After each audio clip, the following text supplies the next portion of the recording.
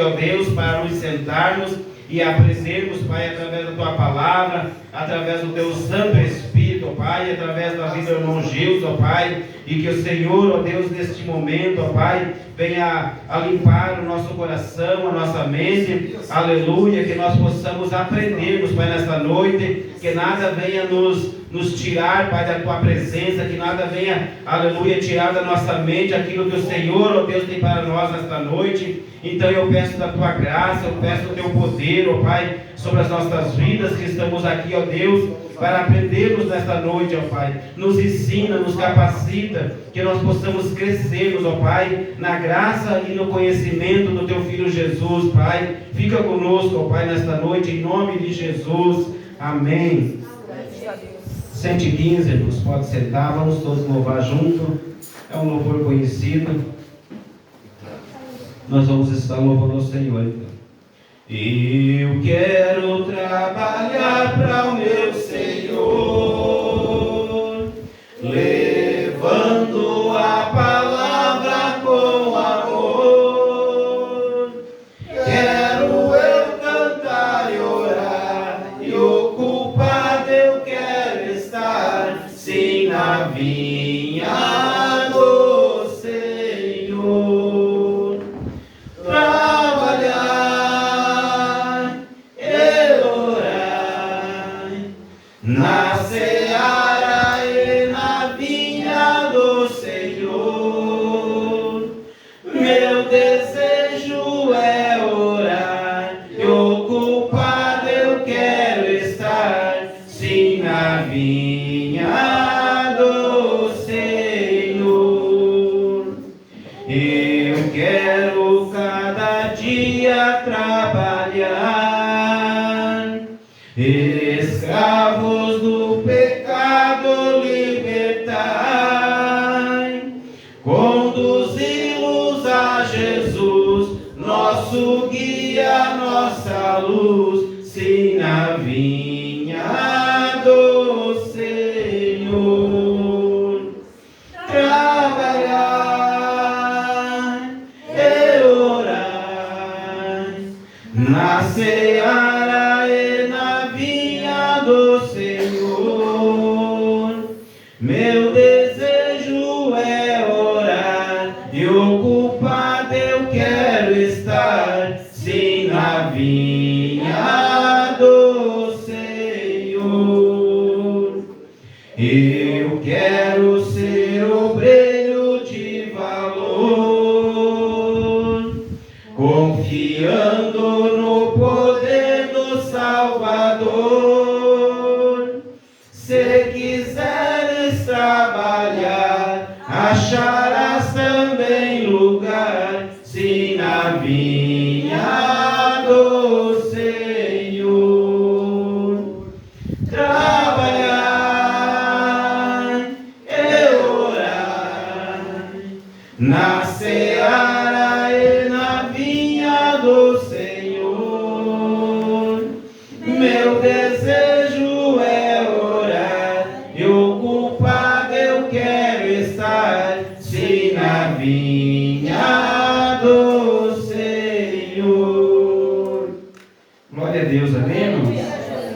Vamos receber então o nosso irmão Gilson, que vai estar passando o estudo. Vamos bater as palmas bem alegres nós temos Jesus.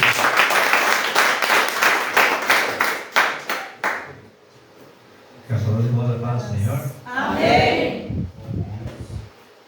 Vamos aí, temos a mais uma noite de estudo. Nós vamos aprender um pouco mais sobre a palavra do Senhor, o poder em nossas vidas. Tem mais o Evangelho, irmãos. Hoje é a lição 6, irmãos. Tem sua revistinha. Lição 6.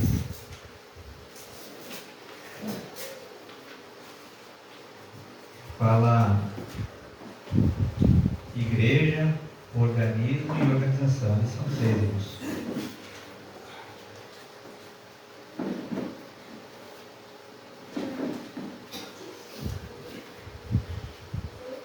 Vamos ler junto com o texto do áudio.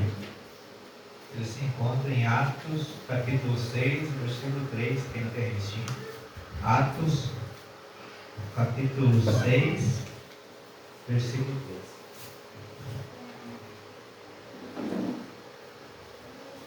3. Atos 6 e 3. Todos acharam? Amém. Vamos ler junto então.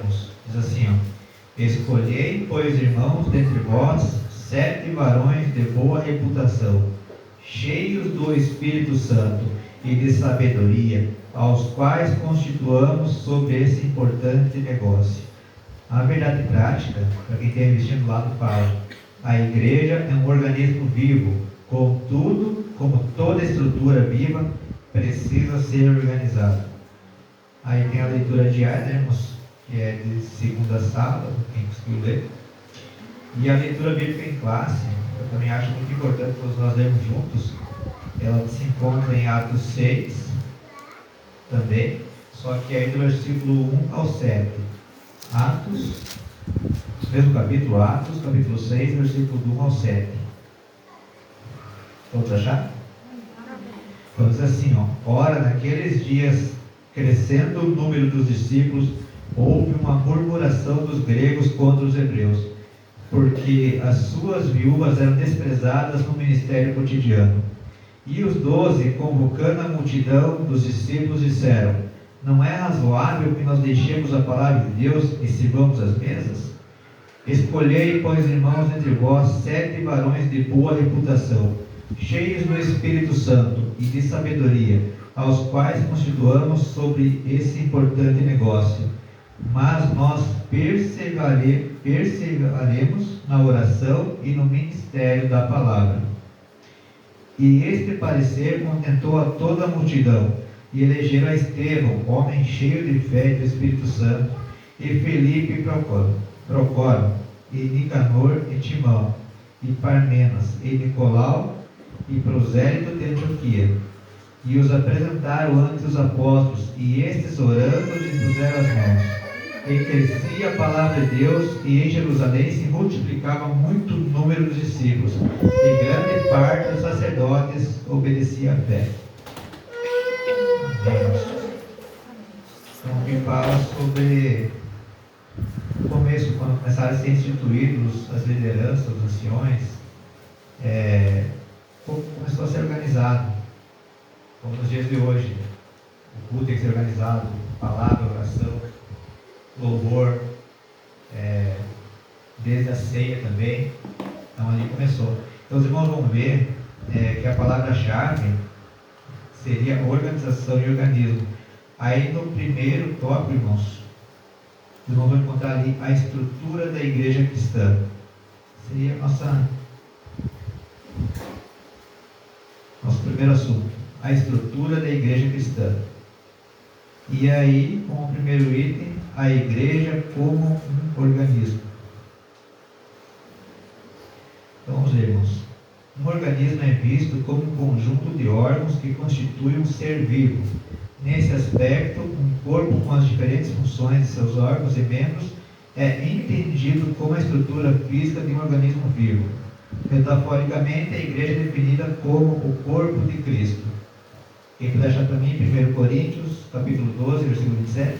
1 Coríntios 12 e 27. E aí seguindo diz assim: um organismo vivo cuja cabeça é Cristo, assim como um corpo funciona pela harmonia de seus membros, da mesma forma também a igreja. Os membros não existem independentemente uns dos outros. Portanto, como o corpo místico de Cristo, a igreja existe organicamente. Quem achou para mim 1 Coríntios 12, 27? Ora, vocês são o corpo de Cristo e cada um de vocês individualmente é membro do corpo. Amém. Esse versículo mostra, irmão, que nós todos somos o corpo de Cristo. Cada um com as suas características, cada um com as suas particularidades, cada um com o seu jeito, talvez, de falar, pregar, o seu jeito de fazer algo dentro da casa do Senhor, mas temos parte do mesmo corpo. Então, entendemos que a igreja, como um organismo, ela é uma metáfora e ela é muito comum, irmãos, no Novo Testamento. E para a igreja, eu digo os verdadeiros salvos, nós vemos essas metáforas também em Romanos 12:5, 1 Coríntios 10:17, Hebreus 13:3 e muitos outros ali. Então essa comparação ela é bem clara em Hebreus 10:5, onde a gente pode entender que Cristo assumiu um corpo físico preparado para ele. E por meio desse corpo físico, Jesus demonstrou o amor de Deus de forma clara, tangível, que quer dizer que pode ser tocado. Jesus manifestou no seu corpo físico, aonde ele pôde ser tocado, visto. Temos o exemplo da mulher do fluxo de sangue. Ela tocou na hora de Jesus. Então Jesus se manifestou em corpo físico. E especialmente através da sua morte na cruz e a obra de Cristo, ela foi feita. E ela foi precisa ser realizada pelo seu corpo. E a gente vê isso, irmãos, com a igreja. A obra de Cristo, através do seu corpo, foi preciso realizada. Ele precisou padecer na cruz, se entregar na cruz, para que hoje nós pudéssemos ser igreja. Se isso não tivesse acontecido, nós não seríamos igreja hoje. Então, cada um de nós, irmãos, é importante para a igreja. Cada cristão é uma parte muito necessária do corpo de Cristo. Eu sempre digo que não pense que o que você faz para a igreja dentro do corpo de Cristo é menos do que o teu irmão faz. Tem muitas pessoas que muitas vezes desprezam um simples abraçar de um membro do lado. Ou então, simplesmente, quando tem alguém recebendo alguém na porta ali, e leva até o seu lugar, ou diz seja bem-vindo. Tem muitos que acham que isso não é importante, e é importante. Faz parte do corpo da igreja. Faz parte do que Jesus ensinou. Porque Jesus ensinou o amor, a receber as pessoas com zelo, com cuidado. Então, tudo que nós fizemos hoje dentro da igreja, seja para orar, seja para pregar, seja para louvar, seja até para servir um copo d'água, alguém que pede dentro da igreja, tudo é importante e tudo faz parte do corpo, de uma organização. Então, se nós não tivéssemos essa organização dentro da igreja, não viraria bagunça. A gente sempre fala que a igreja ela precisa ser organizada em tudo. Então, e como fazer parte, irmãos, desse corpo de Cristo? Então, através da graça de Cristo, somos tocados e aceitamos Jesus como nosso único, suficiente Salvador e Senhor das nossas vidas. Então, assim, nós fizemos parte do corpo de Cristo. Hoje, eu e você fizemos parte do corpo de Cristo. E aí, no segundo tópico, irmãos, fala a igreja como organização. Confesso que essa parte de irmãos, ela foi bem complicada. Mas é como eu estava conversando com o irmão Tiago. Eu pedi muito a Deus que eu queria entender de um jeito simples, porque eu sei que se eu entender de um jeito simples, de um jeito que eu consigo fazer com que vocês entendam, fica melhor. Não usando palavras bonitas. Eu confesso que eu peguei estudos, eu comentei com a Ju sobre algumas partes disso, que eram tantas palavras bonitas que eu perdia mais tempo pesquisando no dicionário o que significa aquela palavra do que aprendendo. Então, sabemos que temos que ser objetivos e simples naquilo que Deus nos chama, né? Então, a igreja como uma organização. A forma de organização da igreja primitiva era simples, todavia existia. Por exemplo, a igreja já seguia a liderança centralizada dos apóstolos. Dessa forma, os apóstolos doutrinavam a igreja. Atos 2:42. Alguém pode achar para mim? E depois, alguém pode achar também Atos 14:23. Alguém acha Atos 2, versículo 42, e outro Atos 14:23. Então, eles cuidavam até da parte administrativa. Instituíam lideranças locais, reuniam-se em concílio. Por outro lado, precisamos diferenciar uma igreja organizada de uma igreja institucionalizada. A organização é saudável, o institucionalismo não. A organização permite que a igreja, como estrutura social, ela permite se movimentar. O institucionalismo, ela enrijece e a neutraliza. Então, uma igreja organizada se mantém viva, mas uma igreja institucionalizada caminha para a morte. Alguém achou para mim Atos 2:42? E perseveraram na doutrina dos apóstolos e na comunhão e no partir do pão, nas orações. Amém. Atos 14, 23. E havendo-lhes por comum sentimento eleito anciões em cada igreja, orando com jejuns, os encomendaram ao Senhor, em quem haviam crido. Então, esses dois versículos, esses dois capítulos falam sobre eles oravam, eles perseveravam em oração, em comunhão. Eles buscavam estar sempre prontos, sempre orando, buscando. E hoje isso é um diferencial para nós também.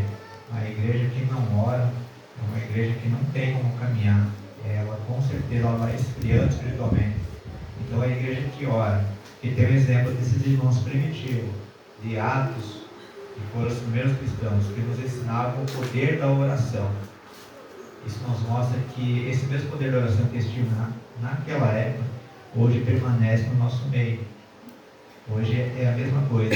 Então, irmãos, a igreja, ela, como organização, ela tem estatutos, ela possui esses estatutos registrados em cartório, assembleia, diretoria, conselho fiscal e outros cargos. E tudo isso é para cumprir determinadas funções. Então, nessa condição, ela é regida pelo Código Civil e precisa seguir parâmetros legais e fiscais. Então, a igreja organizada tem todas as questões, mas é sadia, permite a igreja ser vista no âmbito social e se movimenta quase como se tivesse liberdades dentro do permitido, e isso não fere ela como organização. Então, a igreja já institucional, ela não é saudável, e ela, para a obra, ela impõe barreiras, limites, e que a deixa rígida, que eu explicou aqui. Ela neutraliza, ela para o crescimento da igreja na maioria e não deixa que a igreja possa prosseguir. Então ela é um ambiente como se fosse uma prisão espiritual. Automaticamente ela vai matando o espírito, ela não dá aquela liberdade. Então alguns cristãos se afastam dessas igrejas frustrados por conta de talvez elementos que a igreja impõe e deixa o cristão desagradável. Não estou dizendo que esse aqui seja o lugar, mas a gente vê várias igrejas por aí que você é colocado, é punido até se você visitar uma outra congregação. Se você até pensar em visitar um outro ministério, você é punido. Na maioria deixam até de banco. Se você não seguir o padrão que eles têm, o padrão total, você é punido. Automaticamente vão matando a tua fé. Eu já vi pessoas que eram muito usadas por Deus, em igrejas assim, que por um simples erro. E aí eu perguntei assim, quem de nós, irmãos, que muitas vezes não comete um erro, mas esse erro muitas vezes não nos afasta do Senhor. E para eles um simples erro afasta e eles matam espiritualmente. Pessoas que às vezes eram muito usadas por Deus, pregavam, cantavam, oravam e Deus se manifestava pelos sinais, pararam. Hoje eu vejo muitos parados. Eu conheci muitos que eu via o quanto eles eram usados e hoje estão parados na fé, porque estavam em igrejas assim, que sufocavam espiritualmente cada irmão. E aqui nós temos a liberdade de deixar o Espírito Santo nos usar. Quando alguém se levanta e tem a liberdade de pregar um recado, falar em línguas, tem igrejas que proíbem isso. Tem igrejas que eu já vi até pregar que se o pregador estiver aqui e estiver pregando e o irmão falar em línguas, eles mandam até ficar quieto, porque eles acham errado isso. E eu vejo que não, porque quando o pregador está pregando aqui e a glória do Senhor desce, é impossível o corpo da igreja não sentir o poder do Espírito Santo e não dar essa liberdade. Eu não estou dizendo assim, irmãos, num ambiente como se fosse uma bagunça. Aqui não. Aqui tem a ordem. O Espírito Santo, ele continua colocando a ordem. Ele não faz com que se torne uma bagunça. Ele faz com que o Espírito Santo tenha total liberdade, coisa que muitas vezes eu não via. Então, irmãos,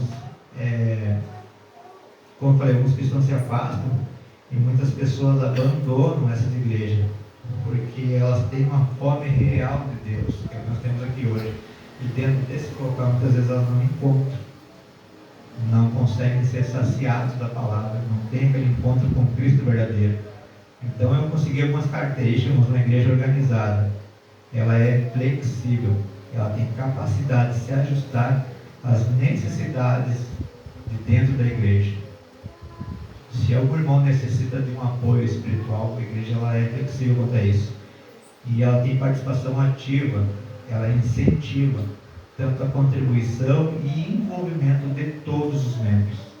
Nós vemos aqui que se você tiver uma atitude, dizer, pastor, eu estou pronto, pode me usar, se sentir que eu estou capacitado, aqui tem lugares que não. Tem lugares que você é recebido como um membro, e, com perdão da palavra, morre como um membro, não tem problema nenhum. E aqui nós vemos também a ênfase na espiritualidade, que aqui nós temos foco na busca da vontade de Deus e na orientação do Espírito Santo, que é aquilo que eu falei. E uma igreja, quando ela é institucional, irmãos, ela é uma igreja que tem uma rigidez exagerada. É uma igreja que compromete até a vida espiritual, como eu falei. Ela põe o cristão preso a regras que fogem dos ensinamentos bíblicos, às vezes comprometendo até a salvação dos seus membros. E nós vemos muito isso. A gente só não cita muitas vezes o nome por questão de ética. Mas se eu perguntar assim para alguns irmãos aqui, quem conhece uma igreja dessa? Tenho certeza que alguém vai levantar a mão que sabe que conhece. Igrejas que muitas vezes barraram até o chamado que muitos têm. Muitos têm um chamado tão lindo. E tem igrejas que barram, não deixam essa pessoa exercitar o chamado de Deus. Então, irmãos, aí nós vamos para agora a igreja, no caso, organismo e organização, que seria o ponto 3, irmãos. Organismo e organização.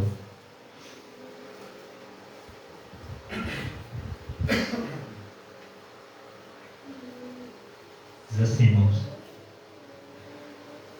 Vimos que a igreja, como corpo de Cristo, ela é um organismo vivo e uma organização. Ela existe como organismo e como organização. Então, nesse aspecto, podemos dizer que não há organismo sem organização. Todo organismo precisa de organização, mesmo as estruturas mais simples. Alguns acreditam que a igreja existe somente na forma de organismo e rejeitam toda forma de organização para ela. Então, por exemplo, para essas pessoas não deve haver liderança ou estrutura alguma. Entretanto, de acordo com a Bíblia, encontramos a igreja como forma de organismo e organização. Aí, irmãos, é que não tem nenhum versículo.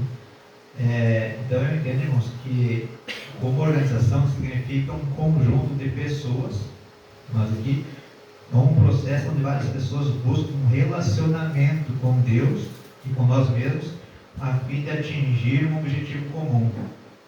Qual que é o nosso objetivo comum? É alcançar o reino dos céus, pregar a palavra de Deus, ajudar o seu irmão do lado a permanecer firme e fiel. Então, como organização, a igreja aparece em vários trechos na Bíblia. A igreja como organização é provavelmente o primeiro contato dos crentes com a eclesiologia. É uma prática normal para os crentes, ou pelo menos para a maioria. E quando encontra outro que não conhece, porém percebe que ele também é crente, mas não conhece. Logo, pergunta de que igreja você é, de que igreja você faz parte. Em outras palavras, querem saber de que organização eclesiástica aquela pessoa pertence. Esses dias, né, irmão Léo, nós estávamos conversando sobre Deus no hospital, eu comentei com a pastora sobre isso, e um rapaz do lado percebeu isso e perguntou: vocês são evangélicos? Vocês são crentes? E a gente respondeu: mas é pela maneira que nós estávamos se expressando. Se porventura, só um exemplo que eu vou dar, irmãos, se porventura eu e o irmão Léo não estivesse respeitando o que Deus faz na nossa vida, ou o que Deus é na nossa vida, e estivesse conversando coisas aleatórias, ou até que envergonhasse tanto a igreja quanto a Deus, saiba que essa pessoa também, muitas vezes, o inimigo mesmo ia tocar: vocês não são evangélicos? E aí, que vergonha eu ia passar? Sim, a gente é, mas a gente está no hospital hoje, mesmo não. Então nós temos que ser crentes, crer em Deus, temente a Deus, mostrar o que Deus é em nossa vida, todos os dias, 24 horas, porque você não sabe quando Deus vai te usar como ferramenta para alguém. Digamos que essa pessoa talvez perguntasse para mim e para o Léo, porque quisesse uma oração. E aí, como que eu e o Léo, falando bobagens anteriores, aí pudesse, não, agora nós vamos vestir a armadura de crente e vamos orar para você. Talvez essa pessoa até nem tivesse tanta fé em nossa oração. Então, por isso que eu falo, um crente reconhece o outro, ou uma pessoa que muitas vezes não é crente, reconhece quem é crente. Então, saiba que muitas vezes tem pessoas que falam assim, olha, eu vejo o brilho de Deus na tua vida, eu vejo que você tem algo diferente, e é assim que nós temos que ser, nós temos que mostrar a diferença, a contramão do mundo, diferente do mundo. O mundo, ele tem uma característica, irmãos, que não mostra talvez o que verdadeiramente serve, o que verdadeiramente faz, mas o crente não. O crente mostra quem ele serve, o crente mostra aquilo que ele é, tanto na igreja, quanto em casa, quanto na rua, em todo local. Então, aí ela como organismo, que seria diferente de organização, a igreja como organismo, ela tem várias ilustrações na Bíblia também. Porém, o apóstolo Paulo, quando escreveu aos Efésios, nos deixou várias possibilidades de entendimento. Então, uma das referências mostra que a igreja é como organismo. Aqui, aí, por todas as coisas debaixo dos pés para ser e pôs todas as coisas debaixo dos pés para ser o cabeça sobre todas as coisas e deu à igreja. Então, para que a igreja, irmão, ela seja, como eu falei, um organismo e organização ao mesmo tempo, uma coisa tem que existir com a outra. Ela tem que entender que temos que deixar a sabedoria de Deus nos encher, nos mostrar o caminho. Então, e aí eu digo assim, irmãos,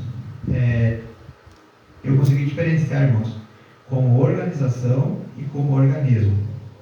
Então, como organização, a igreja é visível, é o que nós temos hoje aqui, ela é local, que nós temos aqui, ela é humana, ela é temporária e muitas vezes ela é imperfeita. Nós aqui temos um local, a gente não sabe até quando ficaremos nesse local. Nós estamos reunidos aqui hoje, a gente não sabe até quando Deus vai permitir. É como eu falei para o Monte Água, a gente está aqui numa passagem. Mas a igreja como organismo, ela é invisível, ela é universal, e ela é divina, e ela é perpétua. E o principal, ela é perfeita. Porque aí a igreja como organismo nos mostra que é Deus no meio da nossa igreja. Se nós tivéssemos só a igreja como organização, Deus não habita no nosso meio. Mas agora nós temos aqui a igreja como organismo, tendo ela como local para adorar, reunião dos membros, comunhão dos membros, mas também temos ela como organismo, que é onde o Espírito Santo está em nosso meio. O Espírito Santo fala com cada um, ele age, Jesus opera esses milagres. Então o lado visível, ele é mais prático, ele é fácil de entender. É o lugar físico onde as pessoas se reúnem, como hoje aqui, para cultuar, e onde fica, por exemplo, a nossa igreja. Quando muitas vezes é anunciado o dia de culto, é colocado a igreja Arca da Aliança na rua tal, bairro tal. Mas como organismo, ela é universal. Ela une todos os salvos, não somente nós aqui, mas todos os salvos. E como, por exemplo, nós aqui no Brasil, fora do Brasil, dentro do estado do Rio Grande do Sul, fora do estado do Rio Grande do Sul, em Carazinho, fora de Carazinho. Então, todos os crentes aí reunidos também formam o corpo de Cristo. Então, essa parte, irmãos, a gente viu ela como organismo e organização. Nós vamos para o tópico 2, irmãos, que é a igreja como organismo vivo e organizado. Se alguém poderia achar para mim Atos 6, do 2 ao 6, e depois alguém acha o Atos 13, do 1 ao 4. Atos capítulo 6, versículo 2 ao 6, e após Atos 13, 1 ao 4. E os 12, convocando a multidão dos discípulos, disseram: Não é razoável que nós deixamos a palavra de Deus e servimos as mesas? Escolhei, pois, irmãos, entre vós 7 varões de boa reputação, cheios do Espírito Santo e de sabedoria, aos quais constituamos sobre este importante negócio. Mas nós perseveraremos na oração e no ministério da palavra. E este parecer contentou a toda a multidão, e elegeram Estevão, homem cheio de fé e do Espírito Santo, e Felipe, e Nicanor e Timão. Obrigado. Então, antes de alguém ler o Atos 13, eu quero começar aqui. Ó. O seu aspecto local, no contexto do Testamento, a igreja existe localmente como comunidade organizada. Então, dessa forma, havia a igreja que havia estava em Roma, Corinto, Éfeso, em vários lugares, como um organismo vivo.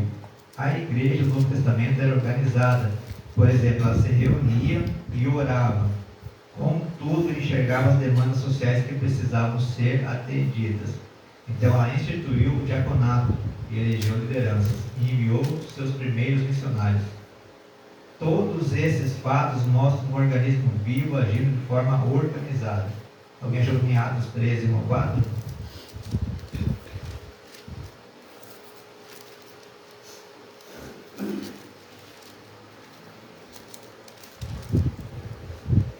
Na igreja que estava em Antioquia havia alguns profetas e doutores, a saber, Barnabé e Simeão, chamado Níger, e Lúcio, Cireneu e Manaém, que foram criados com Herodes e Tetrarca e Saul. E servindo eles ao Senhor e jejuando, disse o Espírito Santo: apartai-me Barnabé e Saulo para a obra em que eu tenho chamado. Então, jejuando e orando, e pondo sobre eles as mãos, os despediram. E assim estes, enviados pelo Espírito Santo, desceram a Seleucia e dali navegaram para Chipre. Amém.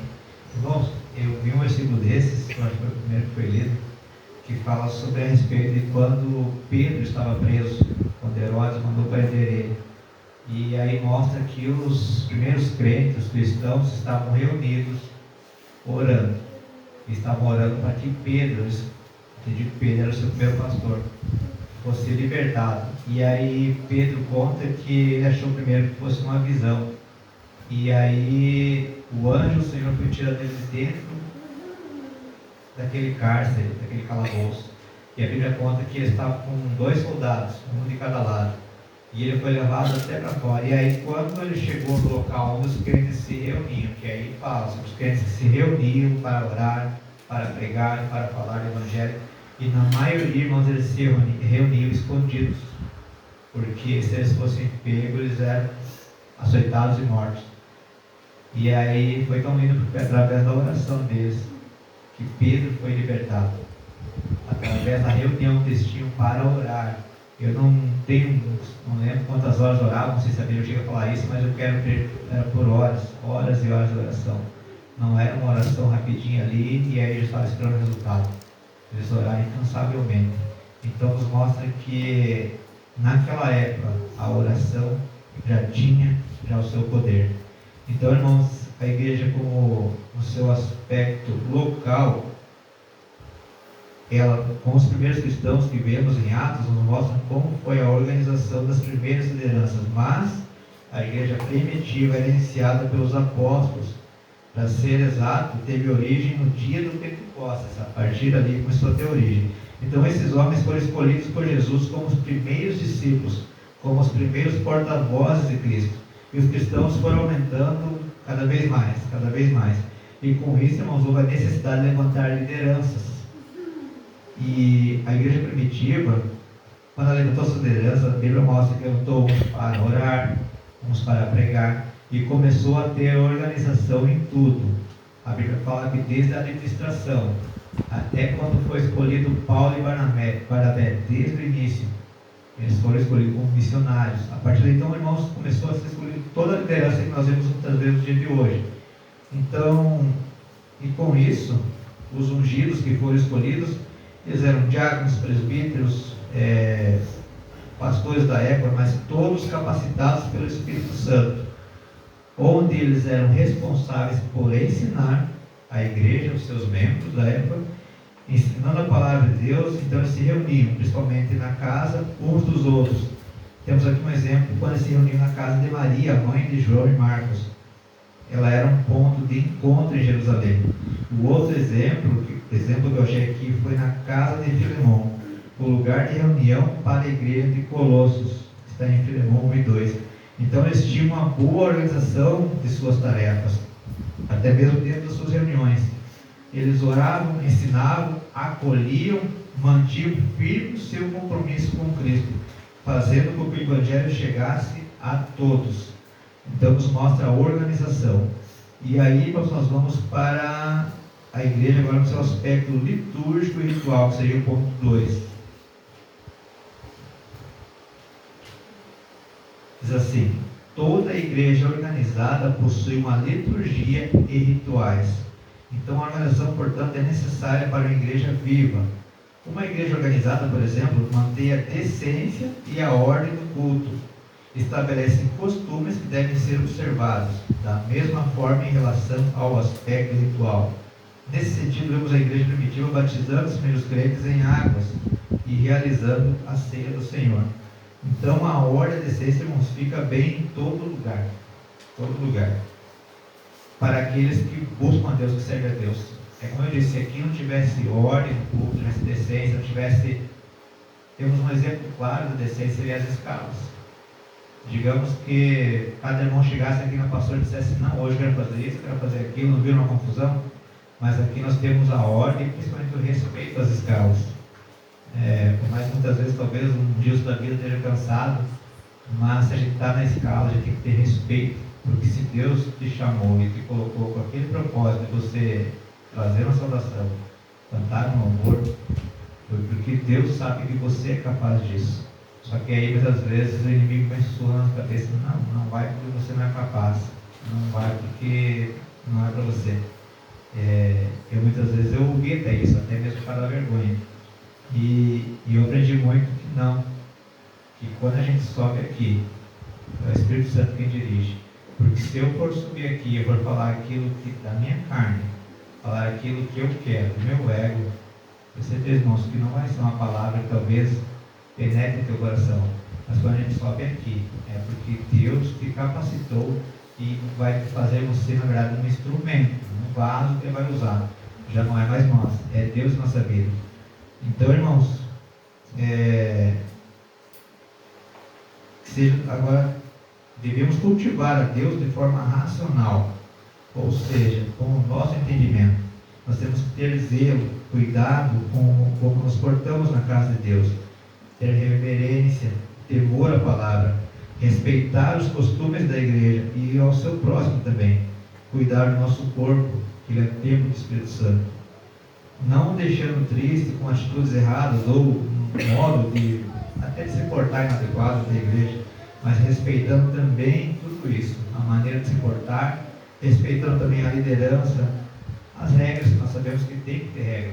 Um lugar que não tem regra, não tem muito para frente. E então, respeitando tanto as regras como as doutrinas, e tudo isso para que não haja, ou que o escândalo não parta de nós mesmos. O sentimento de adoração de um bom e agradável culto tem que ter isso. Tem que ter temor, reverência e cuidado. E decência, tanto na hora da oração, quanto na hora do nosso culto a Deus. E aí, no aspecto ritual, irmãos, a igreja primitiva também se destacava até no batismo em águas. Nos mostra hoje a organização como ensinando a palavra de Cristo, mostrando ao homem e à mulher que é necessário aceitar a Cristo como Salvador, entender que Ele nos salva do pecado e morte eterna, que Ele nos perdoa do pecado e nos dá a chance de ser salvos através da graça de Cristo. E assim, quando nós cremos e aceitamos Jesus como Salvador, nós somos batizados. Aqui nos dá o exemplo, irmãos, sobre o discipulado. Um exemplo, quando a gente pede se alguém quer aceitar a Jesus, essa pessoa não é batizada imediato, pelo menos eu não vejo. Quando alguém diz assim, tem alguém para aceitar Jesus, sentiu que Jesus pode mudar a tua vida, essa pessoa vem até aqui, automaticamente os líderes da igreja, das igrejas evangélicas, pegam o seu nome, fazem uma visita e aí começam a colocar o discipulado em ação, a mostrar por que Jesus morreu, a mostrar que essa pessoa é um pecador, mas tem direito de se arrepender porque Cristo morreu por ele, a mostrar para essa pessoa que Cristo é o caminho, é o único caminho. E aí essa pessoa automaticamente vai entendendo o que Deus quer, e aí vem aquela palavra, você quer se batizar, quer nascer uma nova criatura. Então, na mesma época em que a gente viu ali que eles batizavam nas águas, é como nos dias de hoje. Eles ensinavam, eles se reuniam, uns quantos, vários cristãos, e aí eles ensinando a palavra. E irmãos, e no meio desses cristãos que eram reunidos, não tinha só aqueles, eu conheço Jesus, eu aceitei a Jesus. Tinha aqueles que não conheciam. Tinha diversas, até dos mais pobres aos mais ricos. Tinha pessoas que muitas vezes por curiosidade iam até lá. E aí Deus tocava o coração deles. E aí se eles batizaram. Então, irmãos, resumindo, em todos os aspectos a igreja primitiva nos ensina a ter ordem e organização em todas as áreas. Desde o batismo, desde as reuniões, até desde o momento da ceia. Nós sabemos que a ceia também é um ritual ao qual nós celebramos a morte de Cristo, a crucificação dele, que ele entregou seu corpo e seu sangue por nós. Então tudo isso deve ser tudo com ordem e decência. Essa parte nós queremos mostrar isso, irmãos, sobre a ordem do culto, os rituais dos cultos, como nós adoramos a Deus, como devemos nos portar à igreja, como devem ser os cultos que agradam a Deus. E graças a Deus nós temos tudo isso. Então, e aí, irmãos, em seguida nós vamos para o governo da igreja nas diferentes tradições cristãs. Essa parte aqui, irmãos, e o primeiro tópico fala sobre no seu aspecto episcopal, se não me engano. O governo da igreja nas diferentes tradições cristãs. A primeira parte seria episcopal. Alguém acha que em Atos 20 e 28? E depois Tito 1 e 7. Atos 20 e 28, Tito 1 e 7. Professor, sobre a parte da organização da ceia, do batismo, né? Eu não estava falando. Eu lembrei em Atos 8 também que Filipe, né? Inspirado, conduzido pelo Espírito, trouxe a palavra, né? O discipulado, né? O meu grupo, se batizar.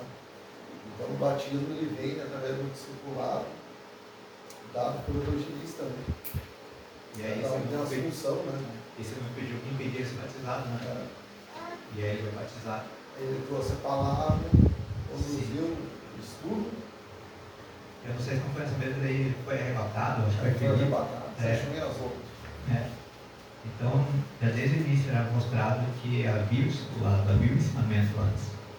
Não era simplesmente você chegar na igreja e ter um tanque atrás e você dizer que quer ser batizado sem instrução alguma, sem te mostrar o que você deve deixar da sua velha vida, sem te mostrar o que é pecado, o que não é pecado, o que te afasta de Deus. Então tem que ter isso, irmãos. Então essa parte, alguém achou em Atos 20, 28?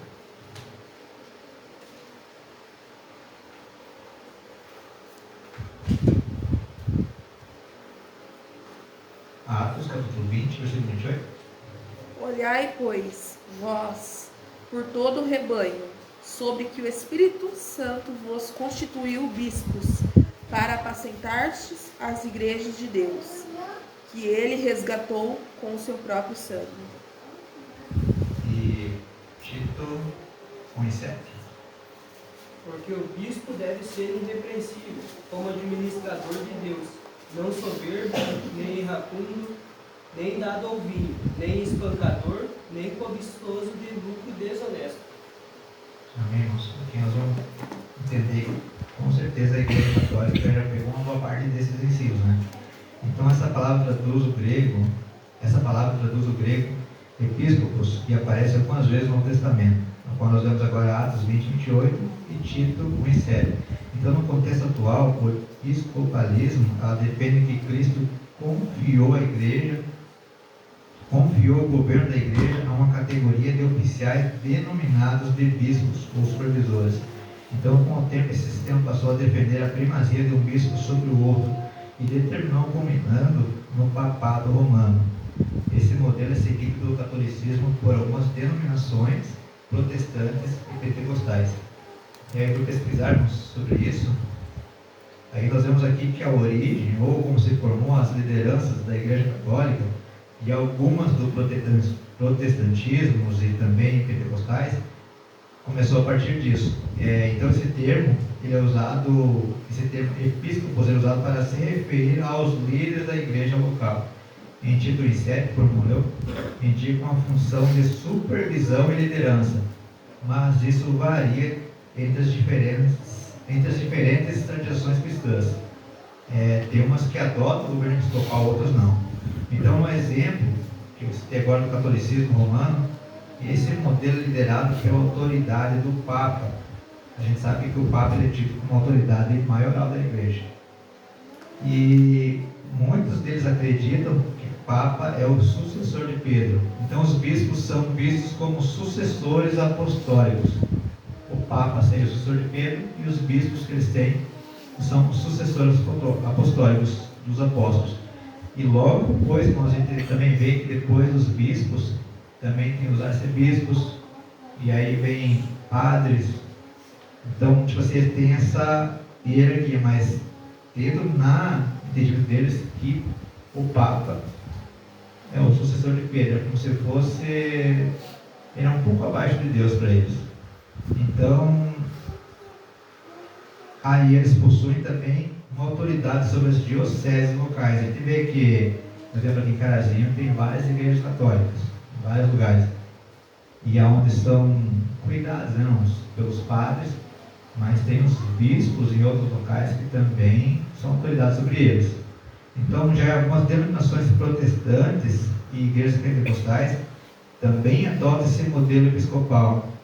Quem já ouviu falar muitas vezes em alguma igreja que até na internet fala o bispo fulano e tal, até mesmo que eu mais conheço, que vejo falar, seria o bispo da Igreja Universal e aquele, não lembro o nome, mas fala o bispo do chapéu, Valdomiro. Esses são os mais que eu mais conheço. E se for para analisar, eles são os líderes principais. A Igreja Universal é uma igreja que tem vários locais. E a igreja, se não me engano, mundial do Reino de Deus, que é essa desse apóstolo, ela também tem vários locais. Então, essas igrejas pentecostais também têm esses bispos e também os supervisores. E eles também têm uma autoridade significativa sobre as congregações locais, supervisionando um conjunto de igrejas numa região. Então, em resumo, o governo episcopal da igreja se baseia na liderança de bispos e supervisores. E aí nós vamos para o presbiteral, irmãos.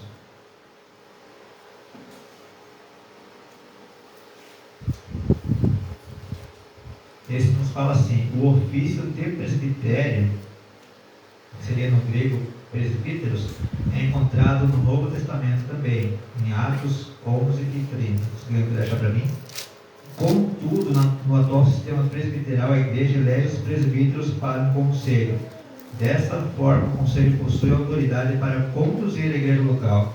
Há um supremo concílio, ou Assembleia Geral, que ela exerce autoridade sobre as igrejas de uma determinada região ou país. E o sistema é seguido pelas igrejas até reformadas e algumas igrejas pentecostais na América do Norte.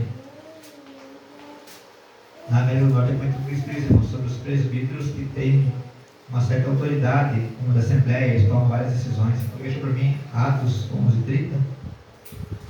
O que eles com efeito fizeram, enviando os anciões por meio de Barnabé e de Saulo.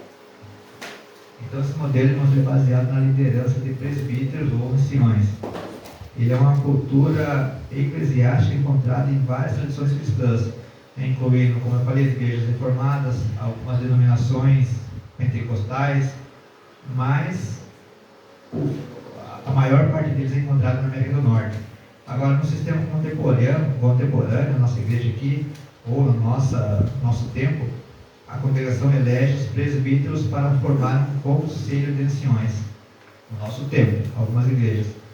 Então, e é reunido esses conselhos de anciões ou presbíteros que são responsáveis por tomar decisões importantes na vida da igreja local. Um exemplo, questões doutrinárias, disciplina, administração, liderança geral. Ainda que o modelo presbiteral possa variar em alguns detalhes práticos entre diferentes denominações e igreja, ele se baseia na crença de que a liderança compartilhada e a participação dos membros são essenciais para o bom funcionamento da igreja local e regional. Então essas são as igrejas que têm como liderança não só pastores, mas presbíteros, que na maioria se reúnem, como disse, numa assembleia, uma reunião, talvez como se fosse uma convenção, e é decidido até sobre as decisões da igreja, como as doutrinas, como colocar a doutrina da igreja, as disciplinas, até a administração da própria igreja. Então, ele se baseia então nessa crença, que é uma crença compartilhada, de liderança compartilhada. Se reúne vários presbíteros, formam como um acordo ali, muitas vezes existe até a votação no meio deles, eles colocam um tema, o que eles querem abordar, eles votam, e aí está decidido. O que eles decidiram é o que vai ser seguido. E aí na igreja congregacional, irmãos, seria terceiro tópico, congregacional. A prática de eleger os dirigentes da igreja local no contexto do Novo Testamento, ela é vista em Atos 14 e 23. Nesse atual sistema, o pastor é eleito pela Assembleia Geral da igreja local. Assim, as igrejas locais são autônomas nas suas tomadas de decisões, não estando sujeitos a nenhuma interferência que venha de fora. E é um modelo seguido pelos batistas. Alguém acha que em Atos 14 e 23? E havendo-lhes por comum consentimento, eleito anciões em cada igreja, orando com jejuns, os encomendaram ao Senhor, em que haviam crido. Então, esse modelo de governo é caracterizado, irmãos, pela autonomia das igrejas locais. Ou seja, cada igreja, cada congregação pode tomar suas próprias decisões, sem autoridade de uma sede, por exemplo. E essas decisões são as questões como doutrina também, disciplina, adoração, administração, e geralmente elegem um conselho ou assembleia para liderar e tomar essas decisões em nome da igreja. Aí fala aqui sobre os batistas, irmãos. Os batistas são um bom exemplo disso. Eles são conhecidos por adotar esse modelo de liderança congregacional. Eles têm as congregações deles, que são várias, né? Mas cada congregação, eles têm como se fosse uma autonomia própria. Eles não precisam que a sede diga o que eles têm que fazer. Eles criam suas próprias regras. Então, nesse sistema, a igreja local é vista como autoridade final em assuntos da fé. É o que eles decidiram vai ser praticado. Então, em resumo, esse modelo de governo enfatiza a autoridade e responsabilidade das igrejas locais, permitindo que tomem suas próprias decisões e a moldar a sua identidade e a prática de acordo com os princípios e valores estabelecidos por eles mesmos. Então, a gente vê na Igreja Batista que existem várias batistas. E por mais que tenha sede, onde eles têm como sede, como principal, as igrejas locais elas têm suas próprias regras. Os presbíteros daquela igreja local se reúnem e eles decidem o que vai ser doutrinado, o que vai ser feito, as regras da igreja, como vai ser o assunto da fé, a administração deles. Então esse é o regime congregacional. Aí a Celestina também fala sobre o sistema de governo da Assembleia de Deus, irmãos. E nessa parte ela fala assim, ó. No contexto norte-americano, as Assembleias de Deus se aproximam mais do modelo do governo presbiteral. Por outro lado, no contexto brasileiro, que seria o nosso aqui, a igreja se reúne brasileiros. Nossa igreja reúne elementos dos sistemas episcopal e congregacional. É, portanto, um modelo híbrido. Isso porque até o início dos anos 1930, a Assembleia de Deus, por haver sido fundada por batistas, seguia o modelo congregacional, que é aquilo que nós falamos antes. Contudo, esse sistema de governo sofreu modificações a partir da criação da Convenção Geral de 1930, quando elementos do modelo episcopal foram somados à sua estrutura de governo. Assim, no atual modelo de governo, em sua grande maioria, embora mantenha certa autonomia administrativa em relação às convenções gerais e estadual, a quem são filiadas, as igrejas possuem um modelo de liderança regional e local centralizado. Por exemplo, a autoridade de estabelecer lideranças pastorais nas igrejas locais pertence às convenções estaduais. Em alguns casos, essa função cabe a uma igreja sede, que preside sobre um conjunto de congregações locais e a ela afiliadas. Então, irmãos, eu conheci bem a Assembleia porque eu fui convertido na Assembleia. E realmente eles têm a reunião dele da convenção, onde tem o pastor presidente, que rege todas as Assembleias de Deus do Brasil todo. Eles fazem a convenção e de lá vem para as outras igrejas sedes. Por exemplo, aqui em Carinho nós temos a igreja sede da Assembleia de Deus e nos bairros. E essa igreja sede passa aquilo que foi decidido na convenção. Mas antes não era assim. A gente viu que antes, por esse ter sido fundado pelos batistas, eles tinham outro regime. Então, o sistema norte-americano, a Assembleia de Deus, ela se aproxima mais do modelo presbiteral. Seria no outro continente. Mas no contexto brasileiro, o modelo do governo da Assembleia de Deus, ela é híbrida. Ela combina tanto o sistema episcopal e o congregacional junto. Então, no início, essa denominação, que tem muitas congregações no Brasil, como eu falei, ela seguia o modelo congregacional. Cada igreja local tinha autonomia para tomar suas próprias decisões, sem uma autoridade central. Era como se a igreja Assembleia de Deus do bairro Vila Rica, por exemplo, tomasse as suas decisões, não precisando do apoio depois da criação da Convenção Geral de 1970. Então houve uma transição gradual, foi aos poucos, para um sistema que hoje é semelhante ao modelo episcopal. Na realidade, incorpora elementos desse sistema. Atualmente vemos uma certa autonomia da liderança regional, mas que exerce influência sobre a igreja local. Então, na realidade, vemos que a Assembleia de Deus é um modelo que combina elementos de lideranças regionais e também centralizadas, sendo muito semelhante ao episcopado. Ela tem o seu pastor presidente, eu não lembro o nome dele, é José Bezerra, se não me engano, né? Ele é o que comanda toda a Assembleia de Deus. Aí em seguida vem com uma hierarquia o seu filho, e aí vem vindo os demais pastores, até chegar, por exemplo, na Assembleia sede e as Assembleias locais. A sede aqui diz que tem uma grande influência na região também, eu já ouvi falar. Que a igreja sede aqui de Carazinho já tem uma grande influência. Então ela comanda até as igrejas de fora da cidade. A igreja de Santo Antônio Planalto antes era comandada pela Assembleia de Deus, na minha época. Hoje ela é comandada pela igreja sede de Ernestina. Mas para ter uma ideia, tem uma outra cidade que vem o regimento para a Assembleia de Deus de Santo Antônio Planalto. Assim como a de Nicolau Vergueiro também e a de Virapuritã, até pelo que eu sabia. Então, mas eles têm essa liderança com o episcopado, que seria o principal líder deles, e aí vem a hierarquia. Então, irmãos, nessa parte aí, seria o nosso último tópico.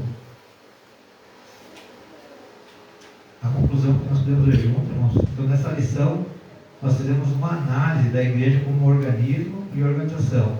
Então, o que ficou claro é que as Escrituras destacam a igreja como um organismo vivo e organizado.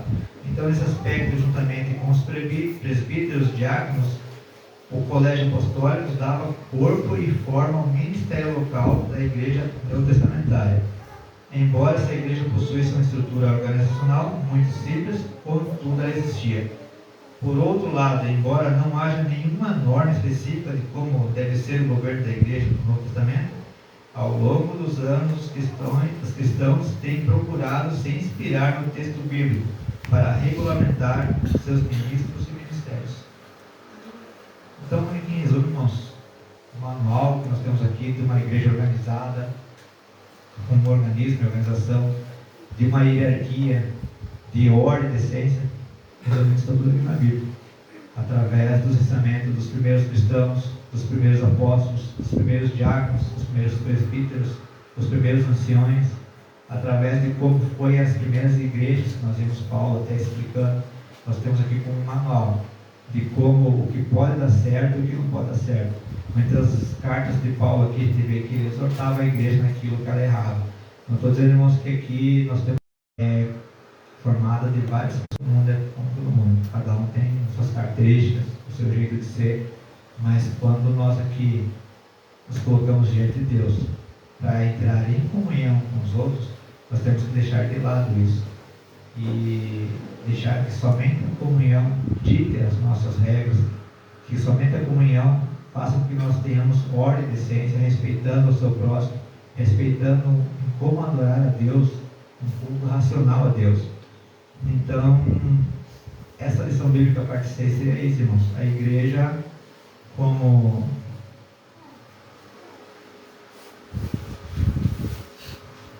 organismo e organização. Não sei se os irmãos têm alguma dúvida ou não. Aí, irmãos, nós vamos ter várias perguntas. Conceitue o organismo. Alguém arrisca? Senão eu posso ler aqui, irmãos. Então, assim, irmãos, a primeira pergunta, conceituar um organismo é visto como um conjunto de órgãos que constituem um ser vivo. E a segunda pergunta, caracteriza a organização da igreja primitiva. Como que era a igreja primitiva? Ela era organizada? A organização dela era simples ou não, mas ela tinha organização? Era simples, eles seguiam os apóstolos. Amém. Isso aí, irmãos. Então, elas seguiam a liderança, irmãos, que é centralizada dos apóstolos. E a terceira pergunta, quais fatos mostram a igreja como um organismo vivo, agindo de forma organizada? Seria assim, como que a igreja é organizada no Antigo Testamento e no Novo Testamento, por exemplo, que é o que a gente abordou agora? Ela se reunia ou não? Quando se reunia, o que fazia? Então, assim, como organismo vivo, a igreja no Novo Testamento era organizada, por exemplo, ela se reunia, orava, contudo, ela enxergava as demandas sociais que precisavam ser atendidas. Então, ela instituiu o diaconato, elegeu lideranças e enviou seus primeiros missionários, que a gente viu ali o exemplo de Paulo e Barnabé. A quarta pergunta, explica o sistema de governo episcopal e congregacional.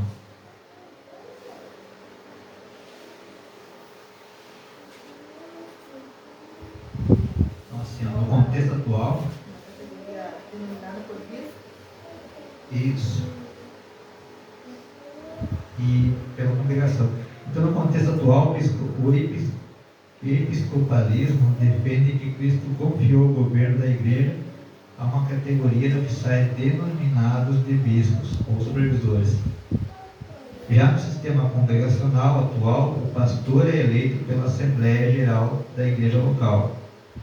Assim, as igrejas locais são autônomas na sua tomada de decisões, não estando sujeitas a nenhuma interferência que venha de fora. Essa aqui eu expliquei, irmãos, como ela tinha suas próprias regras, né? Sem precisar da sede. Então, e a quinta pergunta, explica o sistema de governo da nossa igreja. No caso aqui, ele fala nossa igreja, seria a Igreja Assembleia de Deus, com essa revistinha da CPAD, né, irmãos? Então, como seria o sistema de governo da Assembleia de Deus, me dizendo?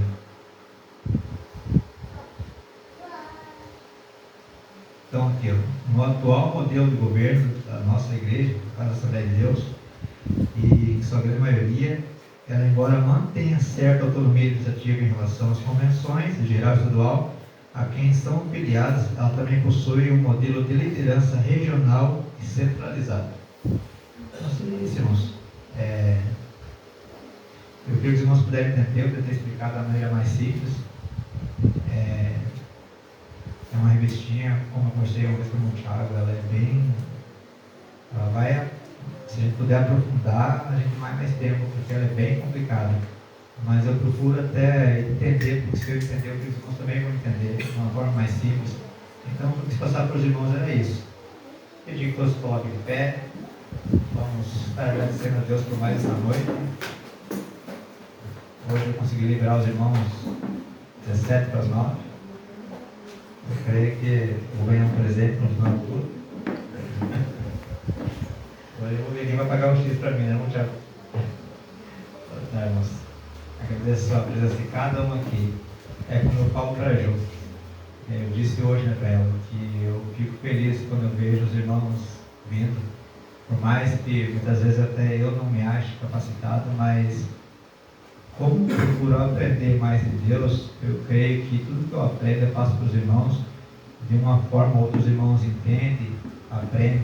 Talvez não tudo, porque eu confesso que muitas vezes até eu, quando participava de estudo, quando o assunto é longo, a gente não consegue pegar tudo na hora, não, Tiago? Mas tem coisas que muitas vezes a gente está ouvindo ali e está acreditando. Olha que interessante isso, né? Então eu creio que o que não conseguiu aprender hoje não vai ocupar espaço. Talvez o que você aprendeu hoje vai ser para você talvez ensinar alguém amanhã. Ou talvez o que você aprendeu hoje, se alguém amanhã te confrontar, você já sabe até como responder, já sabe até como lidar, talvez até com a afronta, porque muitas pessoas muitas vezes nos julgam até pela maneira de nós cultuar a Deus. E aí, quando nós aprendemos a maneira correta, como seria, o que Jesus nos ensina, essa afronta a gente consegue até responder até de uma maneira madura, espiritual, sem ofender ou até sem magoar essa pessoa.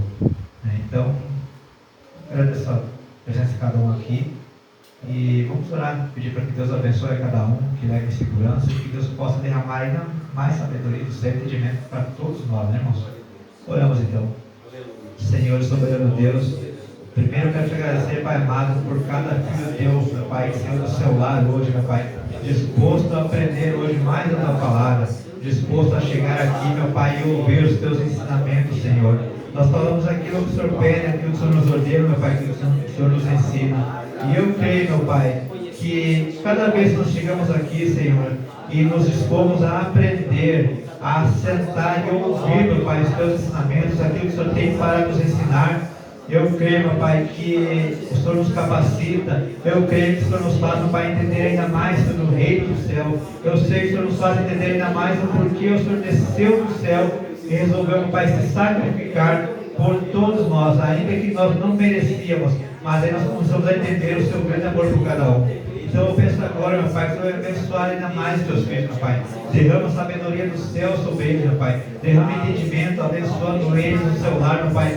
Que nada falta a eles, meu Pai. Que eles possam continuar sendo abençoados, buscando ainda mais a tua presença e sendo cada vez mais, meu Pai, usados por ti, meu Pai, como um vaso precioso do tua mão, Senhor. Abençoa o retorno de cada um, meu Pai. Guarda cada um aqui, Senhor. E te agradecemos mais uma vez pela tua presença também, Senhor, em nosso meio.